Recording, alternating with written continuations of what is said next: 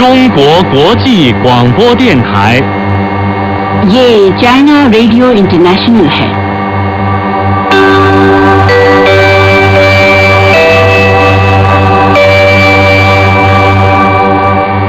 यह China radio international है। श्रोता दोस्तों, अब हमारा हिंदी कार्यक्रम आरंभ होता है।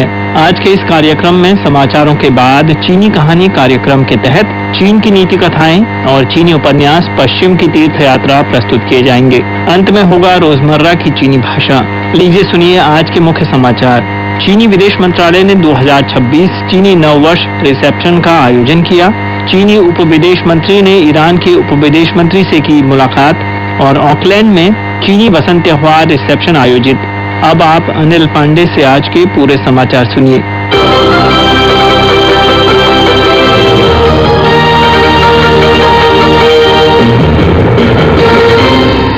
चीनी विदेश मंत्रालय ने गुरुवार को राजधानी पेजिंग में साल 2026 चीनी नववर्ष रिसेप्शन का आयोजन किया। समारोह में विभिन्न देशों के चीन में तैनात राजदूतों और अंतर्राष्ट्रीय संगठनों के प्रतिनिधियों सहित चीन के विभिन्न विभागों के लगभग 500 प्रतिनिधियों ने शिरकत की। चीनी विदेश मंत्री वांग यी ने अपने संबोधन में कहा कि 2025 में चीन ने अपनी विदेश नीति में हमेशा नैतिक मार्ग का पालन किया है। राष्ट्रपति शी जिनपिंग के मार्गदर्शन में चीन ने अब चीनी जनता के जापानी आक्रमण विरोधी युद्ध और विश्व फांसीवाद विरोधी युद्ध की 80वीं वर्षगांठ का भव्य स्मरणोत्सव मनाया, जिससे शांति और न्याय का सशक्त संदेश प्रसारित हुआ। चीन ने स्पष्ट तौर पर एक पक्षीय संरक्षणवाद का विरोध किया और बहुपक्षीय व्यापार प्रणाली की प्रभावी ढंग से रक्षा की। वांग यी के मुताबिक चीन ने संघर्षों के शमन और विवादों के शांतिपूर्ण समाधान को सक्रिय ढंग से बढ़ावा दिया, साथ ही मूल कारणों और लक्षणों दोनों के समाधान का मार्ग तलाशा। विशेष तौर पर राष्ट्रपति शी जिनपिंग द्वारा गंभीरतापूर्वक प्रस्तुत वैश्विक शासन पहल ने विश्व अर्थव्यवस्था के विकास के महत्वपूर्ण क्षण में दुनिया के आगे के रास्ते को रोशन किया। अंतर्राष्ट्रीय निष्पक्षता और न्याय को बनाए रखने में चीन का रुख दृढ़ है और मानव जाति के साझा भविष्य वाले समुदाय के निर्माण को आगे बढ़ाने का उसका संकल्प अटल है। उथल पुथल भरी इस दुनिया में चीन लगातार दुर्लभ निश्चितता प्रदान कर रहा है और अनमोल रचनात्मकता प्रदर्शित कर रहा है, जो अंतर्राष्ट्रीय समुदाय द्वारा तेजी से समझा और स्वीकार किया जा रहा है। उधर 5 फरवरी को चीन के उप विदेश मंत्री म्याओ देयू ने पेजिंग में ईरान के उप विदेश मंत्री काजिम गरीबाबादी से मुलाकात की। गरीबाबादी ने ईरान की घरेलू स्थिति और ईरानी परमाणु मुद्दे के बारे में जानकारी दी, जिसमें उन्होंने राजनयिक माध्यमों के मुद्दे को हल करने की ईरान की प्रतिबद्धता और निष्पक्ष व न्याय संगत आधार पर बातचीत को आगे बढ़ाने की उसकी तत्परता पर बल दिया। ईरान बाहरी प्रतिरोध और दबाव का विरोध करता है, क्षेत्रीय और वैश्विक शांति और स्थिरता बनाए रखने में चीन के योगदान की प्रशंसा करता है और चीन द्वारा अधिक भूमिका निभाए जाने का स्वागत भी करता है।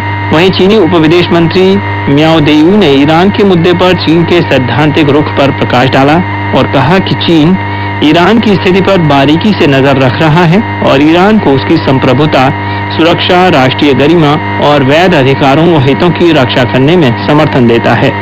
चीन अंतर्राष्ट्रीय संबंधों में एक तरफा दादागिरी और बल प्रयोग का विरोध करता है और अन्य देशों के आंतरिक मामलों में हस्तक्षेप का भी विरोध करता है। चीन संयुक्त राष्ट्र चार्टर के उद्देश्यों और सिद्धांतों व अंतर्राष्ट्रीय संबंधों के बुनियादी मापदंडों को कायम रखने, संप्रभु समानता के सिद्धांत की रक्षा करने और अंतर्राष्ट्रीय निष्पक्षता और न्याय को बनाए रखने के लिए ईरान सहित सभी पक्षों के साथ संचार और समन्वय को मजबूत करने के लिए तैयार है। उधर लिथुआनिया की नई प्रधानमंत्री इंगा रिगिनियने ने हाल ही में खुले तौर पर माना कि पहले ताइवान प्रशासन को राजधानी विल्नियस में कथित ताइवान प्रतिनिधि कार्यालय की स्थापना की अनुमति देना एक बड़ी गलती था। इसके प्रति चीनी विदेश मंत्रालय के प्रवक्ता लिन चेन ने 6 फरवरी को एक नियमित प्रेस वार्ता में कहा कि चीन ने कई बार चीन लिथुआनिया संबंधों पर अपना रुख स्पष्ट किया है। लिथुआनिया के साथ संवाद का चीन का द्वार हमेशा खुला है। लिन चेन ने कहा कि उम्मीद है कि लिथुआनिया द्विपक्षीय संबंध सुधारने की इच्छा को वास्तविक कार्रवाई में बदलेगा और जल्द ही गलती ठीक कर एक चीन के सिद्धांत के सही रास्ते पर लौटेगा, ताकि द्विपक्षीय रिश्तों को सामान्य करने के लिए शर्तें तैयार की जा सके।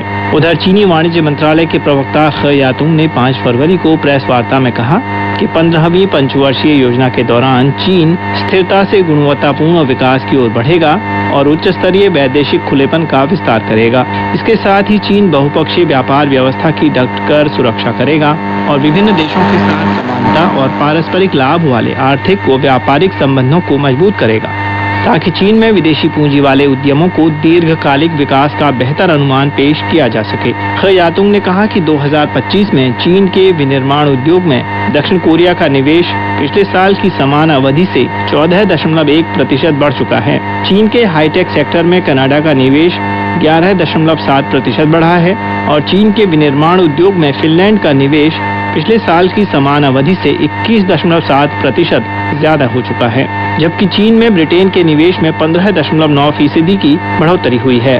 उन्होंने कहा कि साल 2026 से दक्षिण कोरिया, कनाडा, फिनलैंड और ब्रिटेन के नेताओं ने प्रतिनिधिमंडल के साथ चीन की यात्रा कर पारस्परिक समझ और गहरी की। दोनों पक्षों के आर्थिक व व्यापारिक सहयोग का विस्तार किया और चीन में बहुराष्ट्रीय कंपनियों का विश्वास मजबूत किया। उधर सैन्य क्षेत्र में कृत्रिम बुद्धिमत्ता के जिम्मेदार इस्तेमाल पर तीसरा शिखर सम्मेलन 4 और 5 फरवरी को स्पेन के एक अरुना में आयोजित किया गया। शिखर सम्मेलन में अंतर्राष्ट्रीय शांति और सुरक्षा को बढ़ावा देने और गैर जिम्मेदार इस्तेमाल या प्रणाली की खराबी से उत्पन्न होने वाले जोखिमों से बचने के लिए सैन्य कृत्रिम बुद्धिमत्ता का इस्तेमाल करने के तरीकों पर चर्चा की गई। चीनी विदेश मंत्रालय के शस्त्र नियंत्रण विभाग के उप महानिदेशक ली चिजियांग ने चीनी प्रतिनिधिमंडल का नेतृत्व करते हुए इसमें शिरकत की। उन्होंने भाषण देते हुए कहा कि आज विश्व स्तर पर सैन्य विकास में सैन्य क्षेत्र में AI एक प्रमुख प्रवृत्ति है। सैन्य क्षेत्र में कृत्रिम बुद्धिमत्ता का जिम्मेदारी से इस्तेमाल कैसे किया जाए, यह पूरी मानवता के साझा भविष्य का विषय है और हमारे समय की एक साझा चुनौती। चीन इस बात की वकालत करता है कि अंतर्राष्ट्रीय समुदाय को परामर्श, संयुक्त योगदान और साझा लाभ की वैश्विक शासन अवधारणा के साथ साथ सामान्य, व्यापक, सहकारी और टिकाऊ सुरक्षा की अवधारणा को बनाए रखना चाहिए और एक प्रभावी शासन तंत्र के निर्माण को बढ़ावा देने के लिए मिलकर काम करना होगा, ताकि यह सुनिश्चित किया जा सके कि कृत्रिम बुद्धिमत्ता हमेशा मानव सभ्यता की प्रगति के अनुकूल दिशा में विकसित हो। उधर स्थानीय समय के मुताबिक 5 फरवरी को न्यूजीलैंड के समुद्र तटीय शहर और सबसे बड़े शहर ऑकलैंड में चीनी वाणिज्य दूतावास ने 2026 चीनी नववर्ष यानी स्प्रिंग फेस्टिवल रिसेप्शन का आयोजन किया। इस मौके पर चाइना मीडिया ग्रुप द्वारा निर्मित स्प्रिंग फेस्टिवल गाला का प्रचार वीडियो प्रसारित किया गया। रिसेप्शन में विभिन्न क्षेत्रों से आए मेहमानों ने कहा कि चीनी नववर्ष को विदेशों में तेजी से स्वीकार किया जा रहा है और इसका महत्व बढ़ रहा है और वसंत महोत्सव दुनिया को इस खूबसूरत मौसम के दौरान पूर्व में मिलने वाले गर्मजोशी भरे आशीर्वाद को महसूस करने का अवसर देता है। ऑकलैंड में चीन के महावाणिज्य दूत शन शीचिए ने सभी अतिथियों को चीनी नववर्ष की शुभकामनाएं दी और कहा कि आदान प्रदान और सहयोग के माध्यम से चीन और न्यूजीलैंड के संबंध गहरे और अधिक व्यावहारिक हो गए हैं, जिसके फलदायी परिणाम हासिल हुए हैं। उधर कनाडा के प्रधानमंत्री मार्क कार्नी ने 5 फरवरी को इलेक्ट्रिक वाहन विकास के लिए एक नई रणनीति की घोषणा की है, जिसमें इस क्षेत्र को अनुदान, वित्तीय सब्सिडी और कर प्रोत्साहन जैसे उपायों के जरिए मजबूत समर्थन दिया जाएगा। इसके साथ ही कनाडा इलेक्ट्रिक वाहनों के घरेलू उत्पादन और निर्यात को बढ़ावा देने के लिए चीन के साथ सहयोग करेगा। इस रणनीति के अनुसार कनाडा 5 साल की 2.3 अरब कनाडाई डॉलर इलेक्ट्रिक वाहन सामर्थ्य योजना लॉन्च करने वाला है।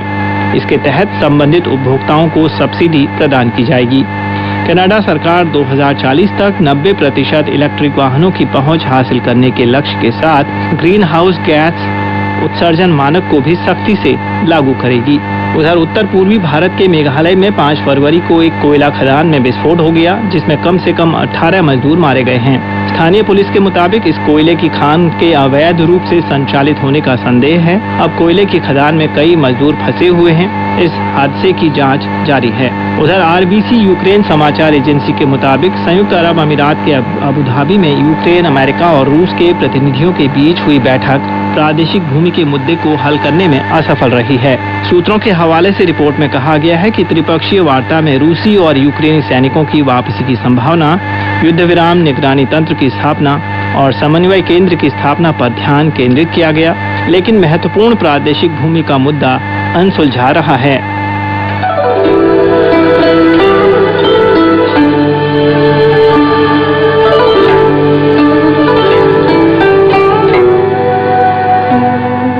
यह चाइना रेडियो इंटरनेशनल है। आप सुन रहे हैं अपनी दोस्त और होस्ट लीला भट्ट के साथ चीनी कहानी कार्यक्रम।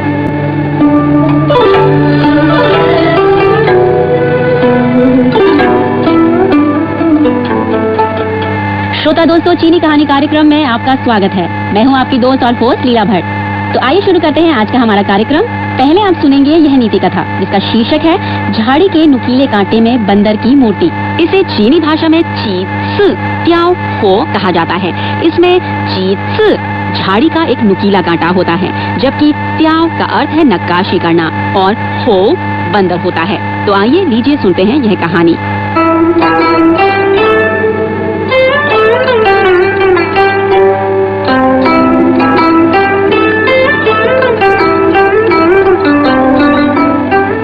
बहुत पुराने समय की बात है। यान राजवंश के राजा ने शिल्प कला में पारंगत लोगों की तलाश में विज्ञापन जारी किया। यह जानकर वेई राज्य के शिल्पी ने दरबार में आकर राजा से कहा कि वह झाड़ी के नुकीले कांटे पर बंदर की मूर्ति बनाने में सक्षम है। उसके असाधारण हुनर के बारे में जानकर राजा को बड़ी खुशी हुई और उसने शिल्पी को दरबार में रहने के लिए तरह तरह की सुविधाएं दे दी। इस तरह कई दिन गुजर गए। राजा शिल्पी से उत्तम मूर्ति कला का प्रदर्शन देखने को बहुत आतुर था, लेकिन शिल्पी ने राजा से कहा, महाराज, यदि आप मेरी अनूठी मूर्ति कला देखना चाहते हैं तो आपको मेरी 2 शर्तें माननी होंगी। पहली शर्त कि आप 6 महीने तक अंतरपुरी में रानियों से मिलने नहीं जाएंगे, और दूसरी कि आप मदिरा और गोश्त न खाने का व्रत रखेंगे। उसके बाद जिस दिन आसमान में धूप खिली होगी, उस दिन आधे अंधेरे वाली रोशनी में मेरे द्वारा झाड़ी के नुकीले कांटे पर तराशी गई बंदर की मूर्ति देख पाएंगे। ये शर्तें पूरी करना राजा के लिए बहुत मुश्किल था। उसे वह पूरा नहीं कर सकता था, इसलिए लाचार होकर राजा को शिल्पी को दरबार में बढ़िया खाना और अन्य सुविधाएं देनी पड़ी। लेकिन कभी भी उसे शिल्पी की अनूठी कला देखने का मौका नहीं मिला। यह खबर दरबार के एक लोहार के कान तक पहुंची। उसे शिल्पी की चालाकी पर बड़ी हंसी आई। लोहार ने राजा से कहा, मैं लोहे के औजार बनाने में कुशल हूँ। मुझे पता है कि मूर्ति कितनी ही छोटी क्यों न हो, उसे चाकू से तराश कर बनाया जाता है। इसीलिए वह चाकू की धार से बड़ी होनी जरूरी है। अगर वह चीज जिस पर मूर्ति बनाई जाती है चाकू की धार से भी पतली और नुकीली है, तो उस पर मूर्ति नहीं खोदी जा सकती। महाराज, आप उस शिल्पी के चाकू की जांच कर डाल डालें, तभी शिल्पी का दावा सच है या झूठ सब सामने आ जाएगा। लोहार की बात राजा को समझ आ गई। उसने तुरंत शिल्पी को पास बुलाया और पूछा, तुम झाड़ी के नुकीले कांटे पर बंदर की मूर्ति बना सकते हो, तो बताओ कि तुम किस तरह के औजार से बनाओगे। शिल्पी ने जवाब देते हुए कहा, चाकू से बनाता हूँ। राजा बोला, ठीक है, तुम अपना चाकू दिखाओ। शिल्पी बहुत घबराया और वह अपने घर से चाकू लाने के बहाने छुपकर वहां से फरार हो गया।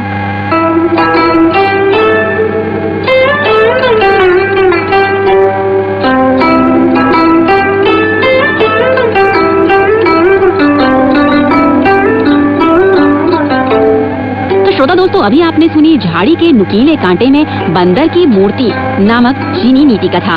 इसे चीनी भाषा में ची सी त्याओ हो कहा जाता है। ची सी झाड़ी का एक नुकीला कांटा होता है, जबकि त्याओ का अर्थ है नक्काशी करना और हो बंदर होता है।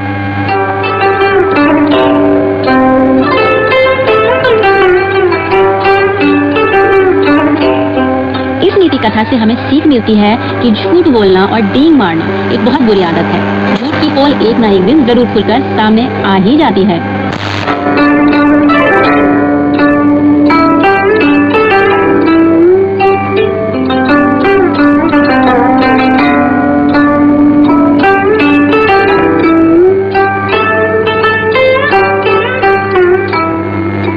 सुनिए आज के कार्यक्रम की दूसरी नीति कथा, जिसका शीर्षक है ची छांग की तीरंदाजी कला। इसे चीनी भाषा में ची छांग श्वे चैन कहा जाता है। इसमें ची छांग व्यक्ति का नाम है, श्वे का अर्थ है सीखना, चैन का अर्थ तीरंदाजी से है। तो आइए लीजिए सुनते हैं यह कहानी।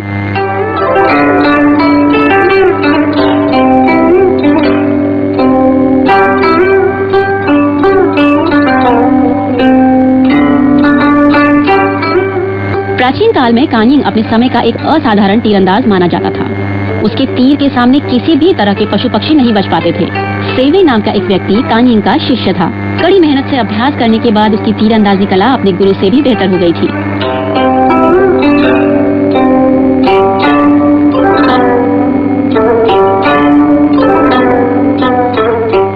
चीछांग नाम का एक युवा था। वह फेवे का शिष्य बन गया और अचूक निशानेबाजी सीखने की ठान ली।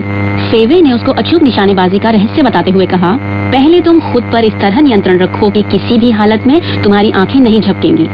जब तुम ऐसा करने में सक्षम हो गए, तभी तुम तीरंदाजी सीखने के योग्य हो सकोगे। गुरु की बात मानकर चीछांग घर वापस गया और पत्नी की बुनाई मशीन के नीचे लेटकर मशीन पर तेज गति से दौड़ रहे शटल को घूरता रहा। 2 साल बीत गए। वह आंखों की गति पर नियंत्रण रखने में वहां तक सफल हो गया था कि सुई को आंखों पर मारे जाने पर भी उसकी आंखें नहीं झपकती थी। चीछांग ने बड़ी खुशी के साथ गुरु फेइवेई को यह बात बताई, पर फेइवेई ने कहा, मात्र यह क्षमता पाने से तुम तीरंदाजी में पारंगत नहीं हो सकते। तुम्हें अपनी नजर को इतना शक्तिशाली बनाने की कोशिश करनी चाहिए कि छोटी से छोटी चीज देखने पर वह बहुत बड़ी लगे और अस्पष्ट चीज देखने में बहुत साफ लगे। नजर को ऐसा तेज करने के बाद तुम तीरंदाजी सीखने के योग्य हो जाओगे।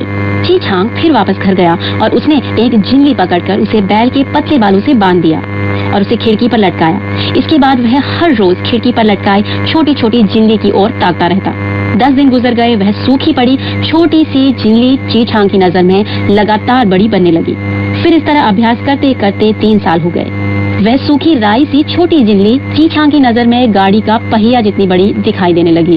अगर वह इससे थोड़ी बड़ी चीज देखता तो लगता था कि वह चीज पहाड़ जितनी बड़ी है और बहुत साफ नजर आ रही थी। चीछांग ने झिल्ली को निशाना साधकर तीर मारा। तीर झिल्ली के बीचों बीच से गुजर गया, लेकिन झिल्ली को बांधने वाला पतला बाल नहीं टूटा। इस असाधारण सफलता पर चीछांग बहुत प्रसन्न हुआ। उसने अपने गुरु को यह खुशखबरी सुनाई तो फेइवेई ने प्रशंसा के अंदाज में सिर हिलाते हुए कहा, कड़ी मेहनत का फल मीठा होता है। तुम पूरी तरह कामयाब हो गए हो।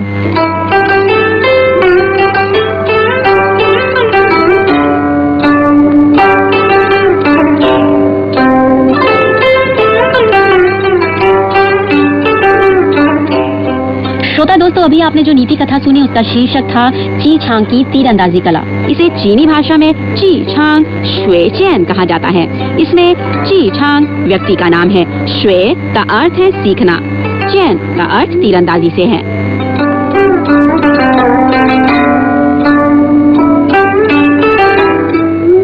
यह नीति कथा बताती है कि कड़ी मेहनत का परिणाम जरूर अच्छा होता है। हमें पढ़ाई और कामकाज में हमेशा मेहनत करनी चाहिए।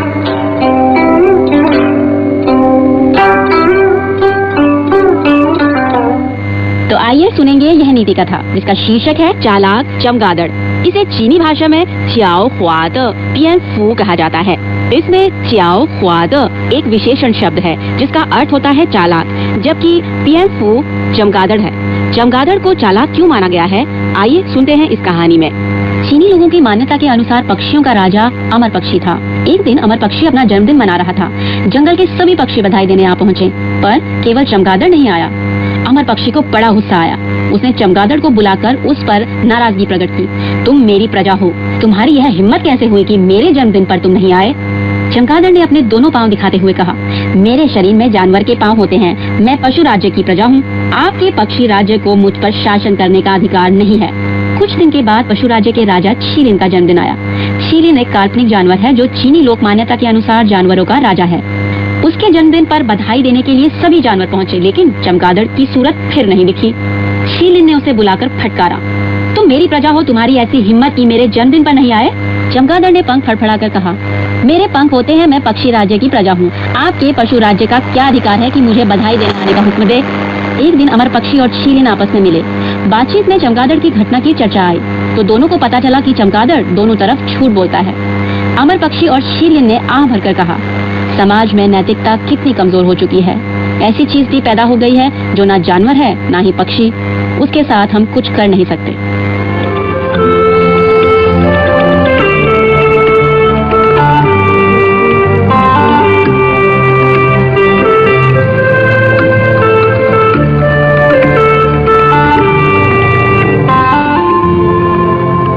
दोस्तों, अभी आपने जो नीति कथा सुनी उसका शीर्षक था चालाक चमगादड़।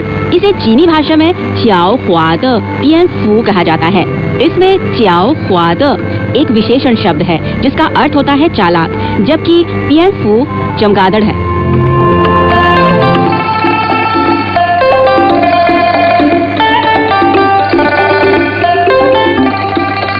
इस नीति कथा का मतलब है कि समाज में ऐसे दोगले लोग रहते हैं जो इंसान के साथ इंसानों की तरह बातें करते हैं और शैतान के साथ शैतान की बातें। उनका कोई सिद्धांत नहीं होता, पर देर सवेर उनके असली चेहरे का पर्दाफाश हो।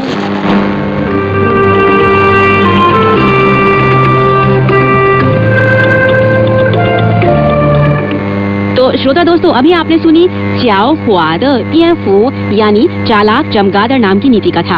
अब सुनेंगे यह नीति कथा जिसका शीर्षक है लंबा बांस का डंडा गेट से अंदर कैसे लाया गया। चीनी भाषा में इसे चिए कान चिन छंग कहा जाता है। इसमें चिए का अर्थ है काटना और कान का मतलब है बांस का डंडा, तो चिए कान का अर्थ हुआ बांस को काटकर डंडा बनाना। तीसरे शब्द यानी चिन का मतलब है प्रवेश करना और चौथा शब्द यानी छंग का अर्थ होता है शहर। तो दोस्तों, चिन छंग का अर्थ निकलता है शहर में प्रवेश करना। सरल रूप से इस कहानी का नाम लंबा बांस का डंडा गेट से अंदर कैसे लाया गया कहा जाता है। संक्षिप्त में कहा जाए तो इसे लंबा बांस का डंडा कहते हैं। तो आइए चलिए सुनते हैं कहानी। बहुत पहले की बात है, लू राज्य में एक किसान बांस का एक लंबा मोटा डंडा बाजार ले जा रहा था। जब वह नगर के द्वार पर पहुंचा तो उसने बांस के डंडे को ऊपर नीचे की ओर सीधा खड़ा कर द्वार से अंदर ले जाने की कोशिश की, किंतु बांस का डंडा द्वार की ऊंचाई से भी लंबा था, उसे अंदर नहीं ले जाया जा सका। किसान ने फिर बांस के डंडे को लंबा कर अंदर लाने की कोशिश की तो पाया कि बांस का डंडा द्वार की लंबाई से भी लंबा था।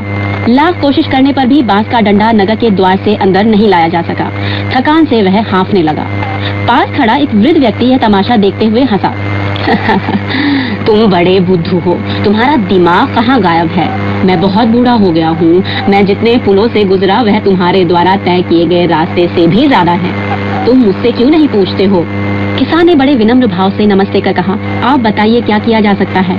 बुजुर्ग ने अपनी सफेद दाढ़ी पर हाथ फेरते हुए कहा, यह बहुत सरल काम है। तुम इस लंबे बांस को चीर कर 2 हिस्सों में बांट दो तो आसानी से द्वार से अंदर ला सकोगे।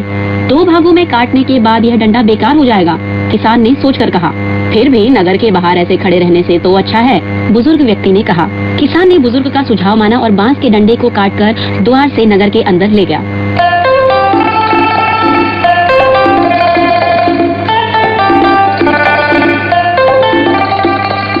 तो श्रोता दोस्तों, अभी आपने जो नीति कथा सुनी उसका शीर्षक था लंबा बांस का डंडा। चीनी भाषा में इसे चिए कान चिन छंग कहा जाता है। इसमें चिए का अर्थ है काटना और कान का मतलब है बांस का डंडा, तो चिए कान का अर्थ हुआ बांस को काटकर डंडा बनाना। तीसरे शब्द यानी चिन का मतलब है प्रवेश करना और चौथा शब्द यानी छंग का अर्थ होता है शहर। चिन छंग का अर्थ निकलता है शहर में प्रवेश करना। सरल रूप से इस कहानी का नाम लंबा बांस का डंडा गेट से अंदर कैसे लाया गया कहा जाता है। आप जरा सोचकर बताइए कि बुजुर्ग का सुझाव ठीक था या नहीं। बांस को काटे बिना क्या द्वार से अंदर लाया जा सकता था? कहानी से तो यह लगता है कि दरअसल सफेद दाढ़ी वाला बुजुर्ग घमंडी और बुद्धू व्यक्ति था। तो दोस्तों, आज के अंक में बस इतना ही। अगले अंक में फिर हाजिर होंगी लेकर आपके लिए ऐसी ही ढेरों कहानियाँ। तब तक रखिए अपना ध्यान, हंसते रहिए, मुस्कुराते रहिए और दीजिए अपनी दोस्त और होस्ट लीला भट्ट को इजाजत। नमस्कार, बाय बाय, जय जय।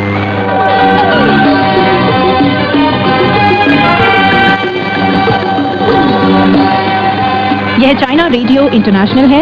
अब शुरू होता है पश्चिम की तीर्थ यात्रा महासागर का समय।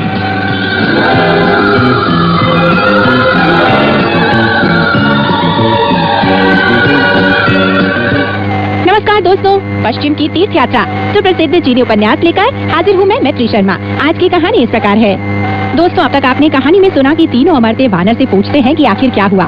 जब वानर पूरी घटना का विवरण उन्हें देता है तो वे सब डर जाते हैं और कहते हैं कि वे उसमें इसकी मदद नहीं कर पाएंगे। वे कहते हैं कि वह वृक्ष तो जादुई वृक्ष था और उसका उपचार करना अब संभव नहीं है, लेकिन वह कहीं और जाकर मदद मांग सकता है। इसके अलावा वे कहते हैं कि वे वानर राज की मदद करना चाहते हैं, इसलिए वे उसके लिए उच्चवांग मंदिर चले जाएंगे और वहाँ अमर्त्य को बोलेंगे कि वह सांचांग को बोले कि वह संकर्षण पट मंत्र का पाठ ना करे। तब तक वानर कोई उपाय ढूंढ ही लेगा। चलिए दोस्तों, कहानी को आगे बढ़ाते हैं और सुनते हैं कहानी में आगे क्या हुआ। सांचांग ने चिल्लाकर शूकर को भाग जाने को कहा और फिर अपने वस्त्र संवार कर इन तीनों नक्षत्रों की अभ्यर्थना में झुका। तीनों नक्षत्रों ने भी सबसे छोटी पीढ़ी के सदस्यों के विनय के अनुरूप महान अमर्त्य का अभिवादन किया और फिर सभी अपनी अपनी जगह पर बैठ गए। पद नक्षत्र कहने लगा, दीर्घकाल से हमें आपका श्रीमुख देख पाने का सौभाग्य प्राप्त नहीं हुआ, इससे हमारा ही अभिनय प्रदर्शित होता है। आज हम महान मनीषी द्वारा आपके मंदिर में किए गए उत्पाद के कारण आपसे मिलने आए हैं। महान अमर्त्य ने पूछा, तो क्या वह वानर पंगलाय जा पहुंचा? दीर्घायु नक्षत्र ने जवाब दिया, जी हाँ, वह हमारे पास उसके द्वारा नष्ट किए गए वृक्ष को दोबारा जिंदा करने वाले रसायन मांगने आया था, लेकिन हमारे पास इसका कोई उपचार न होने की वजह से उसे उसकी खोज करने कहीं और जाना पड़ा। हमें डर है कि अगर इस खोज में उसको पवित्र भिक्षु द्वारा निर्धारित 3 दिन की अवधि से ज्यादा समय लग गया तो वे कहीं संकर्षण पट्ट मंत्र का पाठ न कर दें। इसलिए हम एक तो आपके प्रति अपनी श्रद्धा निवेदित करने और दूसरी उस अवधि को थोड़ा और बढ़ाने की आपसे प्रार्थना करने आए हैं। यह सुनते ही सांचांग ने कह दिया, मैं उस मंत्र का पाठ नहीं करूंगा। वे लोग बातें कर ही रहे थे कि शुकर ने आकर आशीर्वाद नक्षत्र को धर पकड़ा और उसे बार बार कुछ फल मांगने लग गया। उसने नक्षत्र की कमर और बाहें टटोलना शुरू कर दिया और फल की तलाश में उसके सारे वस्त्र अस्त व्यस्त कर दिए। सांचांग ने मुस्कुराते हुए पूछा, यह तुम कैसा व्यवहार कर रहे हो? शुकर बोला, मैं कोई अशिष्ट व्यवहार नहीं कर रहा, जहाँ भी देखो वहीं आशीर्वाद फलते हैं। इस कहावत का यही मतलब तो होता है। सांचांग ने फिर चिल्लाकर उसे भाग जाने को कहा। वह मूर्ख अपनी आंखों में अविचल घृणा भरे आशीर्वाद नक्षत्र की ओर आंखें तरेरता धीरे धीरे बाहर जाने लगा। आशीर्वाद नक्षत्र कह रहा था, मंदबुद्धि, मैं तो तुझसे कभी प्रसन्न नहीं हूँ, तब तू मुझसे इतनी घृणा क्यों करता है? शुकर ने जवाब दिया, मैं तुमसे घृणा नहीं कर रहा, मेरी इस मुद्रा को शीश घुमाते ही आशीर्वाद दर्शन कहा जाता है। बाहर निकलते समय उस मूर्ख ने एक युवक को चाय के 4 कड़छुल हाथ में लिए महंत के कमरे में कटोरे खींचते हुए, जिसमें वह अतिथियों को चाय और फल परोस सके। शुकर ने जल्दी ही कड़छुल छीन लिए और मंदिर के प्रधान कमरे में जाकर घंटा उठाकर उसे कुछ कड़छुलों के द्वारा जोर जोर से पीटने लग गया। उसको इसमें बड़ा मजा आ रहा था। तब महान अमर्त्य कहने लगा, यह भिक्षु तो बहुत अशिष्ट बनता जा रहा है। शुकर ने मुस्कुराते हुए जवाब दिया, मैं अशिष्ट नहीं हो रहा, मैं तो केवल घंटा बजाकर चारों ऋतुओं के आनंद को बुला रहा हूँ। इधर शुकर इस तरह परिहास और उत्पात कर रहा था और उधर वानर अपने मेघयान पर सवार हो फंगलाई से निकलकर सांगचांग की जादुई पर्वत पर जा पहुंचा। वह वास्तव में एक विचित्र और अद्भुत जगह थी, लेकिन जिस समय वानर अपना मेघ वहाँ नीचे उतारा, वह इस दृश्य का मजा उठा पाने की मानसिकता में बिल्कुल नहीं था। उसने चलते चलते कृष्ण सारस की आवाज सुनी और उसे एक अमर्त्य सामने से आता दिखाई दिया। उसे देखते ही वानर भाई ने अभिवादन किया, महान सम्राट, आपको विनम्र नमस्कार करता हूँ। तुरंत ही प्रति नमस्कार करता महान सम्राट बोला, महान मनीषी, मेरे लिए भी आपकी यथोचित अभ्यर्थना करना उचित था। क्या आप तनिक चाय पान के लिए मेरे निवास पर चल सकेंगे? वानर का हाथ थाम वह उसे अपने अंतहीन कपिशमणि सरोवर और जेड मीनारों से भरपूर कौड़ी निर्मित प्रासाद में ले गया। वे दोनों वहाँ बैठे चाय का इंतजार कर रहे थे। तभी मरकत पट के पीछे से एक युवक निकला। उसे देखते ही वानर मुस्कुराया और बोल उठा, अरे नन्हे चोर, तुम यही हो? महान सम्राट के प्रासाद में चुराने के लिए तुम्हें आड़ू नहीं मिलेंगे। सादर अभ्यर्थना कर तुमफांग शुओ ने जवाब में कहा, बूढ़े लोग, तुम यहाँ क्या करने आ पहुँचे? तुम्हारे द्वारा चुराए जाने के लिए मेरे गुरुदेव अमर गुटिकाएं यहाँ नहीं रखते। महान सम्राट गरज उठे, मानछेन, व्यर्थ बकवास मत करो, जाओ जाकर कुछ चाय ले आओ। तुमफांग शो का ताओ धर्मी नाम मानछेन था। जल्दी ही अंदर जाकर वह 2 प्याले चाय ले आया। चाय पीने के बाद वानर ने कहा, मैं आपसे मेरा एक उपकार करने की प्रार्थना करने आया हूँ। क्या मैं आशा करूँ कि आप उसे कर देंगे? महान सम्राट ने पूछा, बताओ तो सही, काम क्या है? वानर ने जवाब दिया, पश्चिम की तीर्थ यात्रा पर जा रहे थांग भिक्षु अंग रक्षक हूँ। हमारा रास्ता हमको अनंत दीर्घायु पर्वत स्थित उच्चवांग मंदिर पर ले गया। वहाँ के युवक भिक्षु इतने उद्दंड हैं कि क्रोधित होकर मैंने मानव फल वृक्ष उखाड़ डाला। इसके फल स्वरूप हमें वहीं पर बलात् रोक लिया गया और थांग भिक्षु वहाँ से निकल नहीं पा रहे। श्रीमान, मैं इसलिए आपसे उस वृक्ष को दोबारा जिंदा करने के नुस्खे की याचना करने आया हूँ। आशा है कि आप उसे प्रदान करने की कृपा जरूर करेंगे। महान सम्राट कहने लगे, अरे विचार शून्य वानर, तुम जहाँ भी जाते हो वहाँ कोई न कोई उत्पात जरूर कर बैठते हो। उच्चवांग के आचार्य चंद्रयान को युग के समयोज्य स्वामी की पवित्र उपाधि प्राप्त है और वह पृथ्वी के सभी अमर्त्यों के कुल पिता हैं। तुम उनसे टक्कर क्यों ले बैठे? उसका वह मानव फल वृक्ष तो कुशा प्रत्यावर्तित रक्त पारद है। उस वृक्ष के तो कुछ फल चुरा लेना ही बहुत बड़ा अपराध है, पर तुमने तो वह पूरा वृक्ष ही उखाड़ फेंका है। अब तुमसे उसका कोई समझौता हो पाना असंभव लगता है। वानर बोला, आप ठीक कह रहे हैं। जब हम उसके चंगुल से भाग निकले तो वह जल्दी ही हमारे पास आ पहुंचा और उसने हमें कूड़े कचरे की तरह अपनी आस्तीन में भर लिया था। इस पर मैं और भी ज्यादा गुस्से में आ गया। फिर भी उस वृक्ष को दोबारा जिंदा करने का नुस्खा खोज लाने के लिए वह मुझे छोड़ने पर मजबूर हो ही गया है। इसी कारण मैं आपके पास मदद मांगने आया हूँ। मेरे पास नव प्रावस्था वाली परम शक्तियों की एक प्रत्यावर्तित गुटिका अवश्य है, लेकिन उसके द्वारा केवल चेतन पदार्थों को पुनर्जीवित किया जा सकता है, वृक्षों को नहीं। वृक्ष तो काष्ठ और पृथ्वी तत्व से संयोजित जीव होते हैं, जिन्हें नभ और पृथ्वी द्वारा पोषित किया जा सकता है। अगर वह कोई सामान्य वृक्ष होता तो मैं उसे दोबारा जिंदा कर सकता था, लेकिन दीर्घायु पर्वत तो पूर्ववर्ती स्वर्ग का आशीर्वाद प्राप्त क्षेत्र है। उच्चवांग मंदिर अपरागोधनीय महाद्वीप का गुफा स्वर्ग है। धरा और नभ का विभाजन किए जाने वाले काल से ही मानव फल जीवन का मूल बना हुआ है। उसे भला किस तरह पुनर्जीवित कर पाना संभव है? अफसोस है, मेरे पास इसका कोई नुस्खा नहीं है। वानर ने जवाब दिया, तो फिर मैं आपसे विदा लूं। हालांकि महान सम्राट ने एक प्याला जेड अमृत पिलाने की बात कहकर उसे वहाँ कुछ देर और रोकना चाहा, लेकिन उसने कहा, मेरा यह काम इतना ज्यादा विलंब किए जाने योग्य है कि मैं यहाँ और ज्यादा नहीं रुक पाऊंगा। वह अपने मेघयान पर सवार होकर एक अन्य अद्भुत द्वीप इंगचो की ओर चल पड़ा। इंगचो पहुंचकर वानर ने शिशु सुलभ मुख वाले अनेक पुरातन लोगों को एक सिंदूरी चट्टान तले मुक्ता वृक्ष के नीचे बैठ शतरंज खेलते और आस व पान करते देखा। वे सभी हंस रहे थे, गा रहे थे।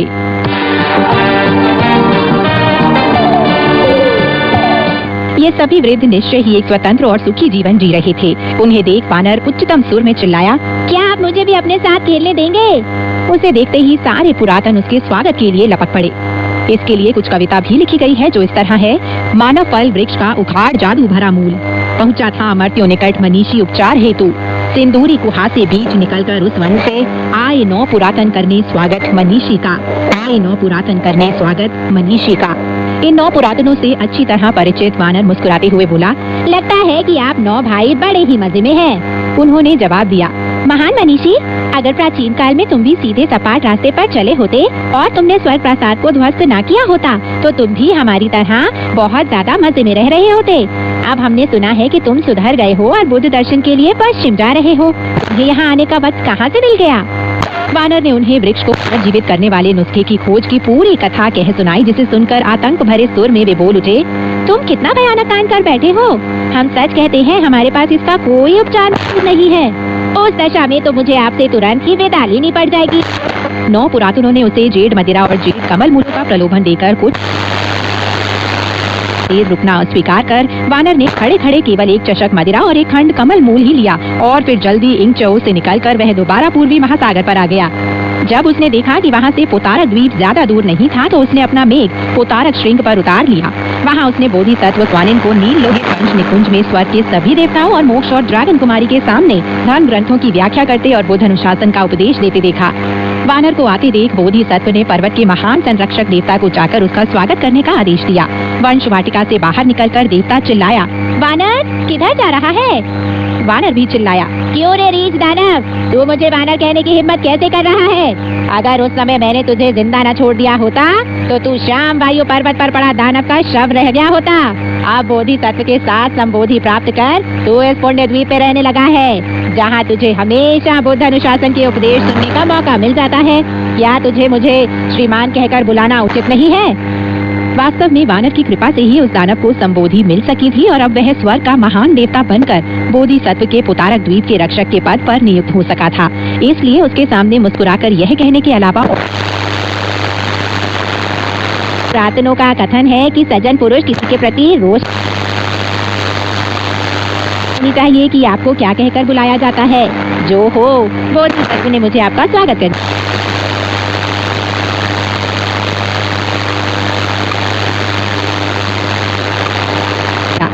बोधिसत्व ने पूछा, वानर स्थान भिक्षु कहाँ तक पहुँच गए? वानर ने जवाब दिया, वे अपरा गोधनीय महाद्वीप के दीर्घायु पर्वत पर पहुँच चुके हैं। बोधिसत्व ने पूछा, क्या उस पर्वत पर उच्चवांग मंदिर में रहने वाले महान अमर्त्य से तुम्हारा मिलना हो पाया? धरती पर झुककर नमस्कार करते हुए वानर बोला, आपका यह शिष्य जब उच्चवांग मंदिर पहुंचा था उस समय महान अमर्त्य चैन युआन से भेंट न हो पाने की वजह से मैंने उनका मानव फल वृक्ष नष्ट कर दिया है और उन्हें नाराज कर दिया है। फल स्वरूप मेरे गुरुदेव भी कठिन मुसीबत में पड़ गए हैं और आगे यात्रा नहीं कर पा रहे हैं। यह सुनकर बोधिसत्व गुस्से में भरी कहने लगी, अभागे वानर, तुमसे कोई विवेक है भी या नहीं? धरा और नभ का विभाजन होने के समय से ही वह मानव फल वृक्ष जीवन का मूल रहा है और आचार्य चैन युआन इस पृथ्वी के सभी अमर्त्यों के कुलपिता हैं। इस कारण मुझे भी उनको आदर देना पड़ता है। लेकिन तूने उस वृक्ष को किस लिए हानि पहुंचाई? एक बार दोबारा प्रणाम में झुककर वानर ने जवाब दिया, मुझे यह सब पता नहीं था। उस दिन वे वहाँ नहीं थे। हमारी देखभाल करने के लिए 2 युवक वहाँ थे। जब शुकर ने सुना कि वह फल वही है तो उसने एक फल खाना चाहा, इसलिए मैंने 3 फल चुरा लिए और हम तीनों शिष्यों ने एक एक फल खा डाला। यह पता चलने पर वे दोनों युवक लगातार हमें अपशब्द कहने लग गए। इस पर मुझे गुस्सा आ गया और मैंने वृक्ष को ठोकर मारकर गिरा दिया। अगले दिन वापस लौटने पर महान अमर्त्य ने हमारा पीछा कर हम सबको अपनी आस्तीन में बंदी बना लिया। बंधनों से जकड़कर सारे दिन हमें कोड़े मारे गए। उस रात हम फिर भाग निकले, लेकिन उन्होंने हमें दोबारा पकड़ लिया और दोबारा आस्तीन में भर लिया। भागने निकलने की हमारी सारी कोशिश असफल हो जाने पर मैंने उनको शपथ पूर्वक वचन दिया कि हम उनके उस वृक्ष को दोबारा से जिंदा कर देंगे। बस तभी से मैं सागरों में जाकर उसका उपचार ढूंढ रहा हूँ। मैं अमर्त्यों के तीनों द्वीपों में भी हो आया हूँ, लेकिन लगता है कि सारे देवता और अमर्त्य व्यर्थ हैं। इसीलिए हे बोधिसत्व, मैंने यहाँ आकर आपकी अर्चना कर आपसे सारी घटना बताने का निश्चय किया। आपकी असीमित कृपा की दुहाई देकर कोई उपचार दिए जाने की मैं आपसे विनती करता हूँ, जिससे थांग भिक्षु की रक्षा कर सकूँ। मैं उन्हें जल्दी से जल्दी पश्चिम की तीर्थ यात्रा पर रवाना करवा सकूँ। बोधिसत्व ने पूछा, द्वीपों में भटकते रहने की अपेक्षा तू मेरे पास पहले ही क्यों नहीं चला आया? खुश होकर वानर सोचने लगा, लगता है आज मेरा भाग्य बहुत अच्छा है, बहुत ही अच्छा है। बोधिसत्व के पास जरूर कोई न कोई उपचार है। बोधिसत्व के पास जाकर उसने अपनी प्रार्थना दोहराई। बोधिसत्व बोली, मेरे इस पात्र में जो मिष्ट तुहिन कण रखे हैं वे जादुई वृक्षों और पौधों के उपचार की अव्यर्थ औषधि हैं। वानर ने पूछा, क्या आपने कभी पहले इसका इस्तेमाल किया है? बोधिसत्व ने जवाब दिया, हाँ किया है। कब, कहाँ? बोधिसत्व ने बताया, कुछ साल पहले पूर्व परमपिता लाओची ने मुझे युद्ध क्रीड़ा में पराजित कर दिया था और वे अपने साथ वेद प्रांकुर ले आए थे। उसे उन्होंने अपनी अमृत परिशोधन भट्टी में रखकर जले हुए कोयले के रूप में मुझे लौटाया था।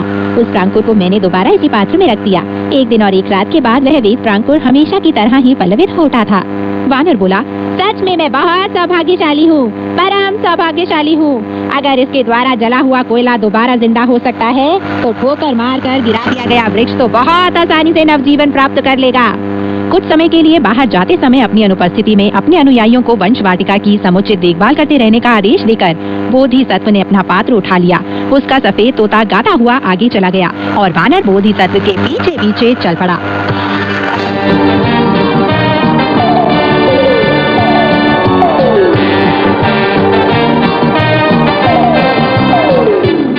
तो दोस्तों, आज की कहानी यहीं तक। आगे की कहानी लेकर मैं मैत्री शर्मा फिर हाजिर होंगी। तब तक के लिए नमस्कार, बाय बाय।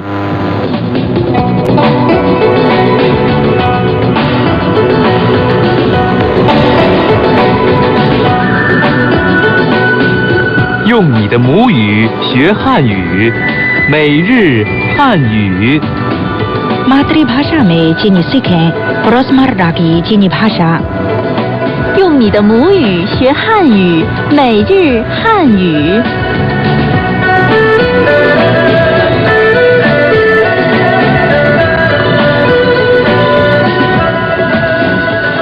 ये चाइना रेडियो इंटरनेशनल है। श्रोताओं को शाओतांग की नमस्ते। श्रोताओं को राकेशवत की भी नमस्ते। रोजमर्रा की चीनी भाषा कार्यक्रम सुनने के लिए आपका हार्दिक स्वागत। दोस्तों, पिछले पाठ में हमने मुख्य तौर पर जिम में क्रेडिट कार्ड खोने के बाद बैंक में रिपोर्ट करने में इस्तेमाल किए जाने वाले वाक्यों पर विचार किया था। अब आज के पाठ के मुख्य वाक्य। 你得去看医生。 आपको जाकर डॉक्टर को दिखाना चाहिए। 你能陪我去医院吗？ क्या आप मेरे साथ अस्पताल जा सकते हैं? 在哪儿挂号？ पंजीकरण कहाँ होता है? 挂一个专家号。 मैं एक विशेषज्ञ डॉक्टर को दिखाना चाहता हूँ।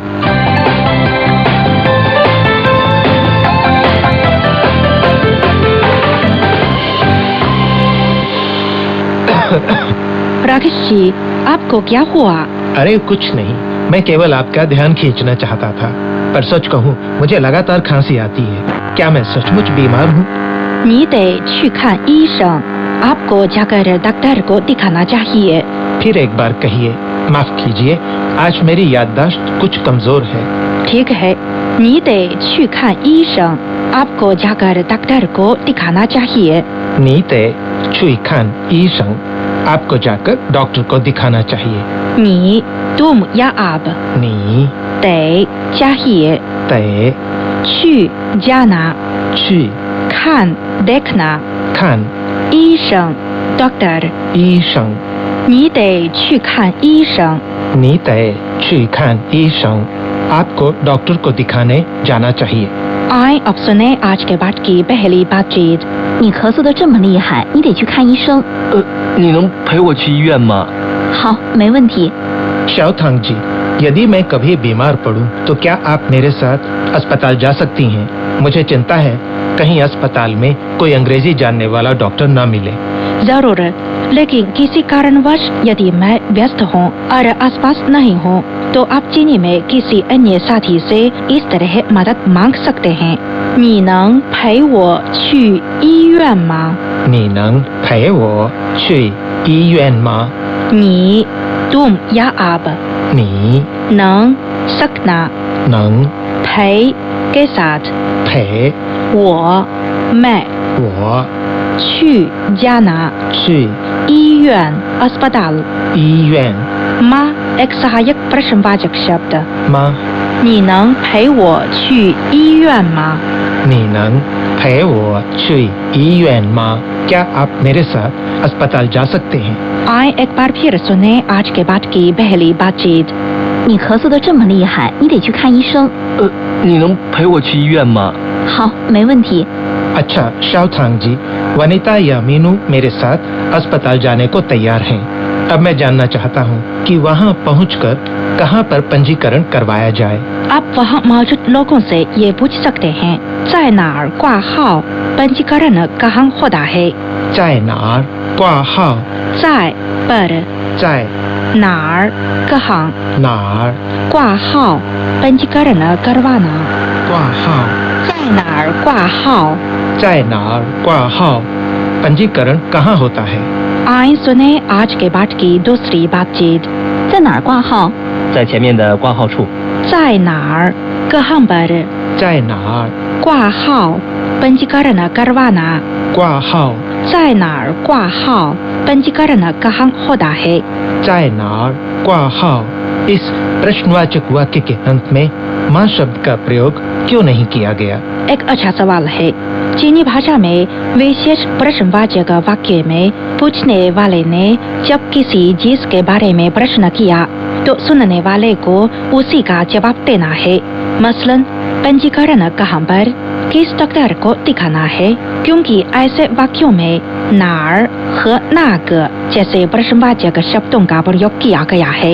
इसलिए ऐसे वाक्य के अंत में सहायक प्रश्नवाचक शब्द माँ को जोड़ने की जरूरत नहीं है। मैं समझ गया। आए सुने एक बार फिर आज के पाठ की दूसरी बातचीत। 在哪儿挂号？在前面的挂号处。 शाओथांग जी, पंजीकरण विभाग तो आसानी से मिल गया, पर मैं एक विशेषज्ञ डॉक्टर को दिखाना चाहता हूँ। आप कह सकते हैं 挂一个专家号 एक विशेषज्ञ डॉक्टर को दिखाना है। 挂一个专家号， 挂号 पंजीकरण करवाना। 挂号， 一个 एक 一个 专家 विशेषज्ञ 专家， 挂一个专家号 एक विशेषज्ञ डॉक्टर को दिखाना है। 挂一个专家号。 आए सुने आज के बाद की तीसरी बातचीत। 你好，挂一个专家号，挂哪个大夫的？内科李山大夫。 अच्छा, आज के बाद की सारी बातचीत सुनने से पहले हम आज के प्रमुख वाक्य दोहराएं। 你得去看医生。 你得去看医生。आपको जाकर डॉक्टर को दिखाना चाहिए। 你能陪我去医院吗？ 你能陪我去医院吗？ क्या आप मेरे साथ अस्पताल जा सकते हैं? 陪我 मेरे साथ 陪我 去医院 अस्पताल जाना। 去医院。 你能陪我去医院吗？ क्या आप मेरे साथ अस्पताल जा सकते हैं? 你能陪我去医院吗？ 在哪儿 कहाँ पर 在哪儿 挂号 पंजीकरण करवाना। 挂号？ 在哪儿挂号 पंजीकरण कहाँ होता है। 在哪儿挂号？一个专家 एक विशेषज्ञ 一个专家，挂一个专家号 एक विशेषज्ञ डॉक्टर को दिखाना है। 挂一个专家号。 अच्छा दोस्तों, अब हम आज के बाद की सारी बातचीत सुने। बातचीत एक। 你咳嗽的这么厉害，你得去看医生。你能陪我去医院吗？好，没问题。 बातचीत दो। 在哪儿挂号？在前面的挂号处。 बातचीत तीन। 你好，挂一个专家号，挂哪个大夫的？内科李山大夫。 अच्छा, आज का पाठ यहीं तक। अब शाओथांग और राकेश वत्स को आज्ञा दें। नमस्कार। नमस्कार।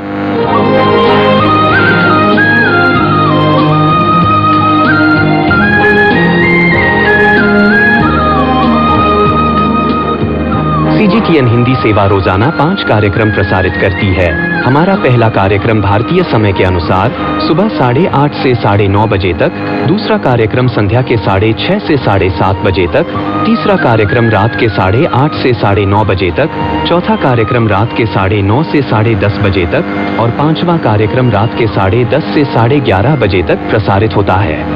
कार्यक्रमों के मीटर बैंड इस प्रकार है: सुबह 8:30 से 9:30 बजे 13,720 किलोहर्ट्ज, शाम 6:30 से 7:30 बजे 9,635 किलोहर्ट्ज, रात 8:30 से 9:30 बजे तक 7,225 किलोहर्ट्ज, रात 9:30 से 10:30 बजे 7,395 किलोहर्ट्ज, रात 10:30 से 11:30 बजे 1,269 किलोहर्ट्ज। अब इंटरनेट पर CGTN की हिंदी वेबसाइट भी खुली हुई है। इसे देखने के लिए हम आपका हार्दिक स्वागत करते हैं। हमारी वेबसाइट का पता है hindi.cgtn.com।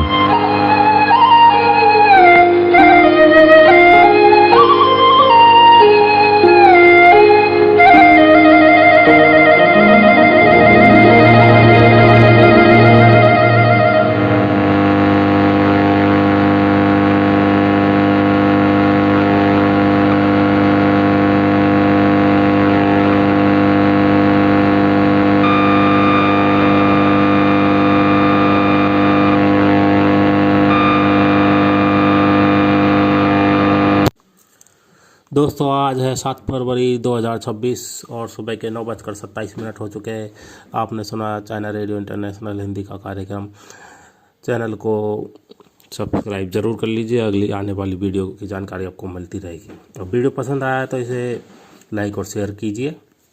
वीडियो देखने के लिए आपका बहुत बहुत धन्यवाद।